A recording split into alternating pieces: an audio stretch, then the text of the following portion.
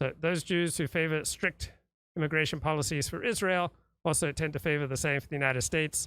Those Jews in America who favor loose immigration policies favor the same thing in Israel. Themselves, and they should only be banned if there's actually been legal precedents to find them guilty of. It doesn't have to be legal. No, I wouldn't say it has to be that extreme. But so, like, legally speaking, under the Brandenburg decision, if you advocate violence in an abstract way, if you say, like, the Jews will have to exterminate at some point, we'll have to annihilate them and kill them, that wouldn't be criminal, but I think it should be banned. Okay, so here's my specific question. Let's take Fuentes, and he gave a speech in July, and he said, "We will make them die in a holy war." Them being Jews. Okay, and it was broadcast on Rumble. And this is a guy who's clearly said that he's very interested in doing pogroms, physical violence, physical attacks. Obliquely, he's smart enough not to just say it outright. But there's a clip that I refer to as 0 to 60. I would reference that. So let's. Yeah, if this description, Nick Fuentes, is accurate, then I would be fine with the social media platform banning him if he is instigating criminal violence. Take this guy, and he says his life goal is to go to war with Jews. He said that on Twitter, actually. Let's take him. So you think he should be back on Twitter? I would have to look at the comments that you're referencing. I think that we have to be careful about the line between hyperbole and a literal call to violence. I will say, if he's actually calling for violence against Jews, I would ban him. He's smart enough not to. He's smart enough to know how to. Militant rhetoric, whether it's a Black Panther or whoever, I wouldn't ban them on that basis. I would ban them if they are actually. Right. Every politician talks about we have to fight. So it's invocations that we have to fight for our people, fight for our nation, fight for what we believe in. Right. I wouldn't ban people for saying that. In a way that a reasonable person would find to be literal, threatening to violence against a minority group or any group. That's my view. Our views on this really matter. The real question is the lobbying pressure on Twitter to cede to the demand. So say, well, as a Jew, I don't like that these people don't like me. I don't like that they're organizing against. And Laponius notes that the Anti-Defamation League threatened to destroy Iceland's tourist industry if Ireland banned circumcision. Okay, so circumcision's a fundamental ritual in Judaism. So why would a Jewish group not object if a key ritual in their religion was being banned by a secular state? So it makes sense to me that the ADL or any Jewish organization would want to be hostile towards countries that wish to ban fundamental rituals in the Jewish religion. Why would they not? Why would they just be A-okay with it? Against me, and in order to defend myself, I'm going to pressure Twitter to kick these people off. I'm not attacking David because I really don't know him that well, but I do have a David story because it's funny, and I don't know if he remembers this. David. What? David. Sorry, my fault. And you seem like a nice fellow, but it's just funny because I did a debate versus this anti-Semite named Adam Green, and David came on, and he just came to and David is he's an Orthodox Jew himself, and it was very bizarre because he was basically defending and backing up Adam Green. But anyways, just an interesting story. Yeah, for some reason, David likes these neo-Nazi type. I don't understand it, but it's very. It's just allyship and saying that to me the ADL is a bigger threat. And I would say the Hasidic community in general feel the ADL is a bigger threat. Okay, so people who live on the margins are going to feel a sense of commonality with other people on the margins. So I have experienced quite a lot of my life on the margins, so I can have empathy for other people on the margins. And I think that's what's going on with David and his empathy for other political dissidents. I think David feels like a dissident, and so he has above average level of empathy for other dissidents, even though on the face of things they may disagree on this or that. There is an emotional commonality between dissidents that includes people from David to Adam Green.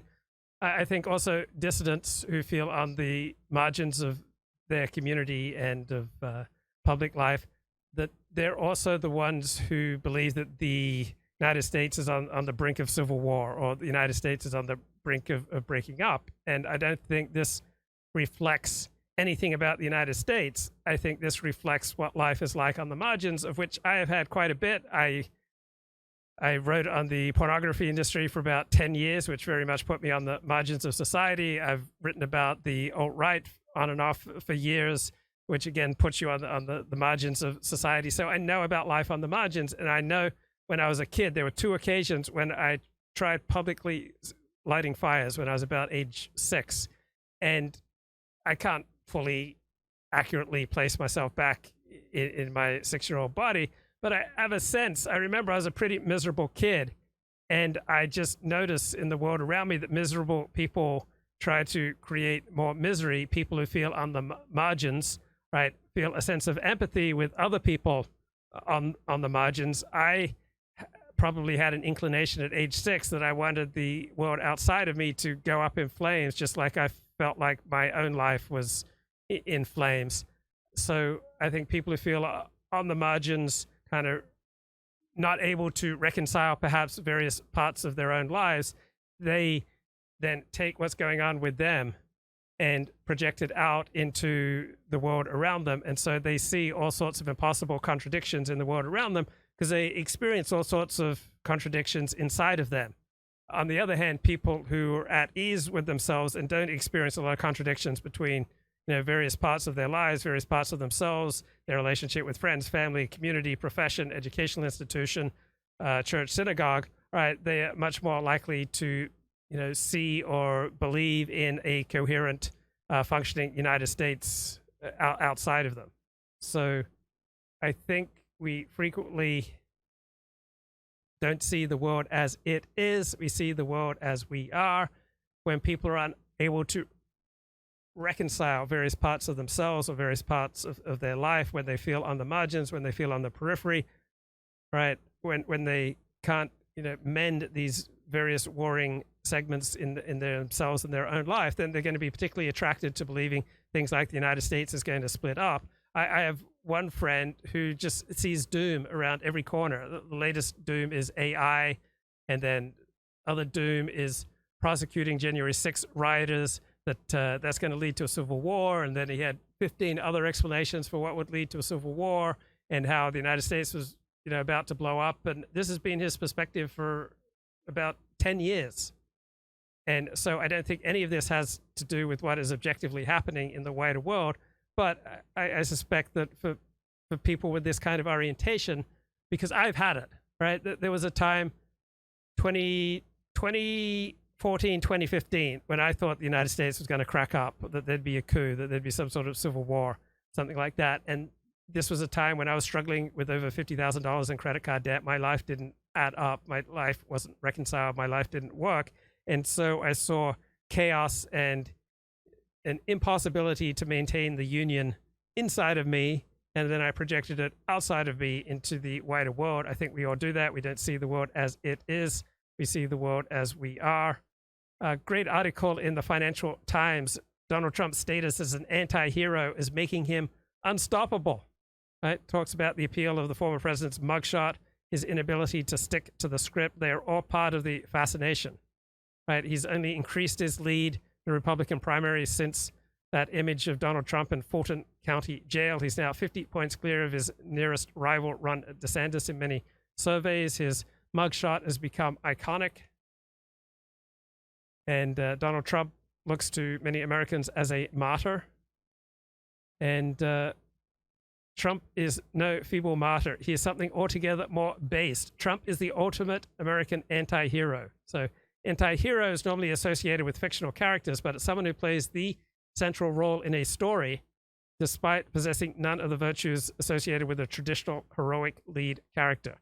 So the anti-hero tends to be a bewitching, unrepentant, amoral outsider who breaks old rules and creates new ones while leaving chaos in his wake. That strikes me as a very accurate description of Donald Trump. Strikes me as a pretty accurate description of many dissidents.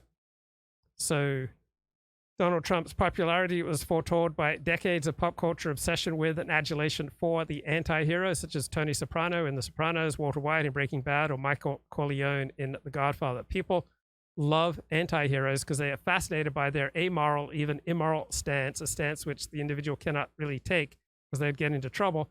So people admire anti-heroes for their transgressions, for their corruption, for their wrongdoing as a kind of aesthetic achievement.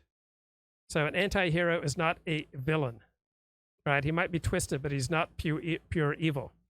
So Donald Trump has all sorts of redeeming features. He has charisma, he has charm, he is relatable, he has huge stamina, and he is very, very funny. And he's unafraid to utter things that others will not, right? We love anti-heroes because they say what shouldn't be said, but what we really believe. and they do what shouldn't be done, but part of us thinks it needs to be done. So Trump is willing to go off script and stick to what he thinks he should say, despite all his advisors saying, no, don't do that.